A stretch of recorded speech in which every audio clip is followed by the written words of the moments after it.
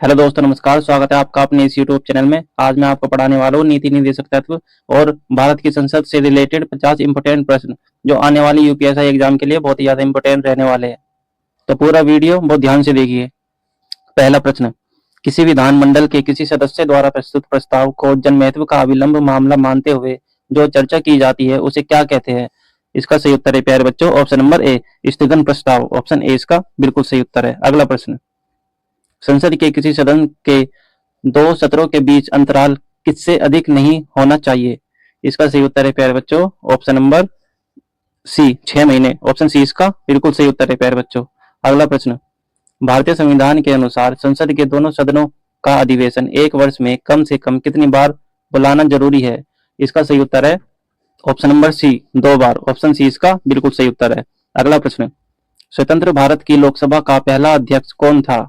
इसका सही उत्तर है प्यारे बच्चों ऑप्शन नंबर डी, जीवी मावलंकर। ऑप्शन डी इसका बिल्कुल सही उत्तर है। अगला प्रश्न, जब सरकार के विभिन्न अंगों के बीच सत्ता का बंटवारा हो तो उसे क्या कहा जाता है? इसका सही उत्तर है ऑप्शन नंबर बी, अधिकारों का वितरण। ऑप्शन बी इसका बिल्कुल सही उत्तर है प्यारे बच्चों। अगला प्रश्न, भारत की पहली निर्वाचित लोकसभा अस्तित्व में कब आई थी? इसका सही उत्तर है ऑप्शन नंबर बी, अप्रैल 1952 में। ऑप्शन बी इसका बिल्कुल सही उत्तर है। अगला प्रश्न, विधायिका को किस प्रकार की सरकार में कार्यपालिका से अधिक प्राथमिकता मिलती है?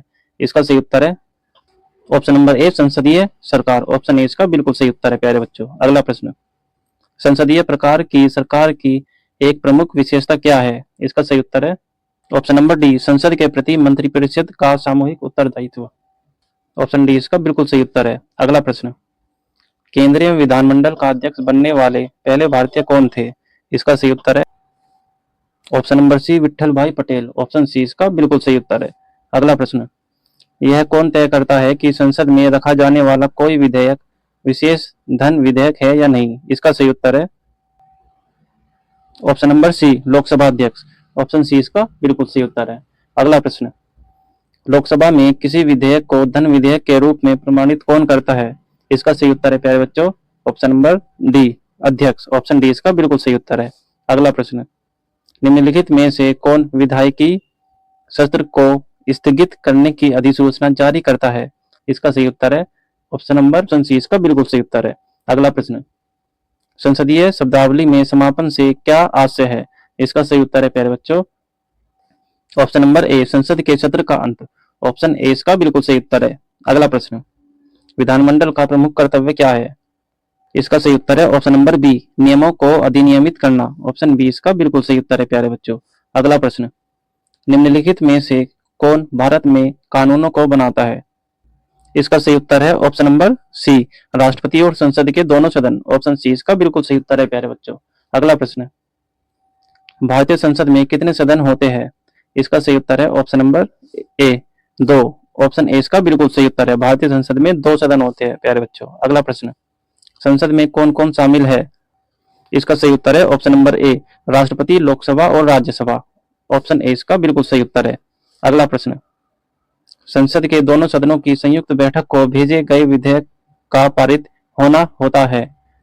इसका सही उत्तर है ऑप्शन नंबर ए, उपस्थित सदस्यों के साधारण बहुमत से। ऑप्शन ए इसका बिल्कुल सही उत्तर है। अगला प्रश्न, सरकार की मंत्रिमंडल प्रणाली की सबसे महत्वपूर्ण विशेषता क्या है? इसका सही उत्तर है ऑप्शन नंबर बी, सामूहिक उत्तरदायित्व। ऑप्शन बी इसका बिल्कुल सही उत्तर है।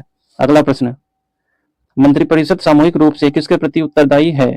इसका सही उत्तर है option number C, Lok Sabha. Option C इसका बिल्कुल सही उत्तर है प्यारे बच्चों। अगला प्रश्न, अखिल भारतीय सेवाओं के सृजन की शक्ति किसे प्राप्त है? इसका सही उत्तर है ऑप्शन नंबर बी, संसद। ऑप्शन बी इसका बिल्कुल सही उत्तर है। अगला प्रश्न, भारतीय संघ में नए राज्य की स्वीकृति कौन देता है? इसका सही उत्तर है ऑप्शन नंबर डी, संसद। ऑप्शन डी इसका बिल्कुल सही उत्तर है प्यारे बच्चों। अगला प्रश्न, नागरिकता प्राप्त करने के लिए शर्तें निर्धारित करने वाला सक्षम निकाय कौन सा है? इसका सही उत्तर है ऑप्शन नंबर सी, संसद। ऑप्शन सी इसका बिल्कुल सही उत्तर है। अगला प्रश्न, राज्यसभा का सदस्य बनने के लिए न्यूनतम आयु क्या होनी चाहिए? इसका सही उत्तर है ऑप्शन नंबर बी, 30 वर्ष। ऑप्शन बी इसका बिल्कुल सही उत्तर है प्यारे बच्चों। अगला प्रश्न, राज्यसभा के सदस्यों का चुनाव कितनी अवधि के लिए किया जाता है? इसका सही उत्तर है ऑप्शन नंबर सी, 6 वर्षों के लिए। ऑप्शन सी इसका बिल्कुल सही उत्तर है प्यारे बच्चों। अगला प्रश्न, राज्यसभा के सदस्यों का सेवाकाल कितना होता है? इसका सही उत्तर है ऑप्शन नंबर डी 6 वर्ष। ये प्रश्न रिपीट हो गया दोस्तों, ऑप्शन डी इसका बिल्कुल सही उत्तर है। अगला प्रश्न, लोकसभा की सभी संसदीय समितियों के अध्यक्ष को कौन नियुक्त करता है? इसका सही उत्तर है ऑप्शन नंबर सी भारत के लोकसभा का अध्यक्ष। ऑप्शन सी इसका बिल्कुल सही उत्तर है। अगला प्रश्न, भारतीय संसद में लोक लेखा समिति का अध्यक्ष कौन होता है? इसका सही उत्तर है ऑप्शन नंबर ए विपक्षी दल का नेता। ऑप्शन ए इसका बिल्कुल सही उत्तर है। अगला प्रश्न, संसद की लोक लेखा समिति का अध्यक्ष कौन नियुक्त करता है? इसका सही उत्तर है ऑप्शन नंबर ए लोकसभा के अध्यक्ष द्वारा। ऑप्शन ए इसका बिल्कुल सही उत्तर है प्यारे बच्चों। अगला प्रश्न, निम्न में से कौन सी समिति संसद की स्थायी समिति नहीं है? इसका सही उत्तर है प्यारे बच्चों ऑप्शन नंबर डी वित्त मंत्रालय की परामर्शदात्री समिति। ऑप्शन डी इसका बिल्कुल सही उत्तर है। अगला प्रश्न, भारत के नियंत्रक और महालेखा परीक्षक की रिपोर्ट की समीक्षा करने वाली संसदीय समिति कौन सी है? इसका सही उत्तर है प्यारे बच्चों ऑप्शन नंबर सी लोक लेखा समिति। ऑप्शन सी इसका बिल्कुल सही उत्तर है। अगला प्रश्न, लोकसभा और राज्यसभा के संयुक्त सत्र की अध्यक्षता कौन करता है? इसका सही उत्तर है ऑप्शन नंबर सी लोकसभा का स्पीकर। ऑप्शन सी इसका बिल्कुल सही उत्तर है। अगला प्रश्न, भारतीय संसद के संयुक्त सत्र की अध्यक्षता कौन करता है? ये क्वेश्चन भी रिपीट हो गया दोस्तों। चलिए आगे चलते हैं। राज्यसभा के सदस्य के लिए न्यूनतम आयु क्या है? इसका सही उत्तर है ऑप्शन नंबर सी 30 वर्ष। ऑप्शन सी इसका बिल्कुल सही उत्तर है। अगला प्रश्न, भारत में संसदीय ढांचे में 2 अस्थायी सदनों का नाम बताइए। इसका सही उत्तर है ऑप्शन नंबर डी लोकसभा और विधानसभा। ऑप्शन डी इसका बिल्कुल सही उत्तर है प्यारे बच्चों। अगला प्रश्न, भारतीय संसद के अपर हाउस को किस नाम से जाना जाता है? इसका सही उत्तर है option number B Rajya Sabha. Option B इसका बिल्कुल सही उत्तर है। अगला प्रश्न, भारत में सरकार की संसदीय प्रणाली कहां से ग्रहण की गई है? इसका सही उत्तर है प्यारे बच्चों ऑप्शन नंबर सी ब्रिटिश संविधान से। ऑप्शन सी इसका बिल्कुल सही उत्तर है। अगला प्रश्न,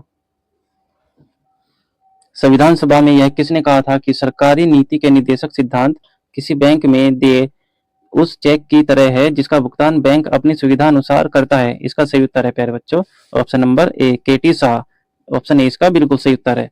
अगला प्रश्न, भारत के संविधान का कौन सा अनुच्छेद भारत को कल्याणकारी राज्य घोषित करने से संबंधित है?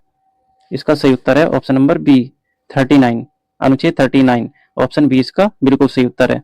अगला प्रश्न, के किस संविधान के किस संशोधन से राज्य नीति के निर्देशक सिद्धांतों को मौलिक अधिकारों पर प्रमुखता की स्थिति मिली? इसका सही उत्तर है प्यारे बच्चों ऑप्शन नंबर सी 42वां संशोधन। ऑप्शन सी इसका बिल्कुल सही उत्तर है। अगला प्रश्न, ग्राम राज्य के माध्यम से राम राज्य के बारे में किसने कहा था?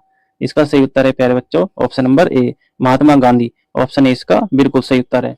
अगला प्रश्न, राज्य नीति के निम्न निर्देशक सिद्धांतों में से कौन सा गांधीवादी दर्शन पर आधारित था? इसका सही उत्तर है ऑप्शन नंबर ए ग्राम पंचायतों का आयोजन। ऑप्शन ए इसका बिल्कुल सही उत्तर है प्यारे बच्चों। अगला प्रश्न, किस निर्देशक सिद्धांत पर गांधी जी के नैतिक दर्शन का प्रत्यक्ष प्रभाव है? इसका सही उत्तर है प्यारे बच्चों ऑप्शन नंबर सी गोवध पर निषेध। ऑप्शन सी इसका बिल्कुल सही उत्तर है। अगला प्रश्न, हमारे संविधान में निर्देशक सिद्धांत क्या है? इसका सही उत्तर है प्यारे बच्चों ऑप्शन नंबर डी कानूनी अदालतों द्वारा अपरिवर्तनीय है। ऑप्शन डी इसका बिल्कुल सही उत्तर है। अगला प्रश्न, भारतीय संविधान का कौन सा अनुच्छेद यह निर्धारित करता है कि राजकीय नीति के निर्देशक सिद्धांत किसी न्यायालय द्वारा लागू नहीं किए जा सकते? इसका सही उत्तर है ऑप्शन नंबर सी अनुच्छेद 37। ऑप्शन सी इसका बिल्कुल सही उत्तर है। अगला प्रश्न, भारतीय संविधान नागरिकों के लिए आर्थिक न्याय किसके माध्यम से सुनिश्चित करता है? इसका सही उत्तर है प्यारे बच्चों ऑप्शन नंबर डी राज्य के नीति के निर्देशक सिद्धांतों द्वारा। ऑप्शन डी इसका बिल्कुल सही उत्तर है। अगला प्रश्न, भारत के संविधान में निर्देशक सिद्धांतों के शामिल किए जाने का मुख्य उद्देश्य क्या है? इसका सही उत्तर है प्यारे बच्चों ऑप्शन नंबर ए सामाजिक आर्थिक लोकतंत्र स्थापित करने के लिए। ऑप्शन ए इसका बिल्कुल सही उत्तर है। अगला प्रश्न, भारतीय संविधान के निम्नलिखित में से किस भाग में सामाजिक एवं आर्थिक लोकतंत्र को सुनिश्चित किया गया है?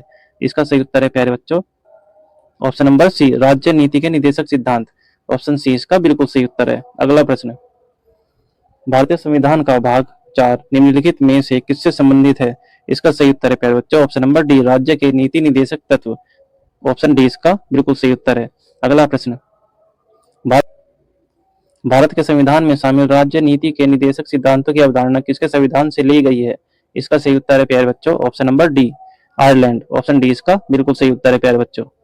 तो ये थे दोस्तों 50 प्रश्न। उम्मीद है आपको वीडियो अच्छी लगी होगी। मैं आपके सफल भविष्य की कामना करता हूँ। मिलते हैं आपसे ऐसी ही अगली वीडियो में। और जो जो बच्चे यूपीएसआई की तैयारी कर रहा है बच्चों, उन तक भी ये वीडियो पहुंचाए और चैनल को लाइक एंड सब्सक्राइब करना ना भूले। धन्यवाद।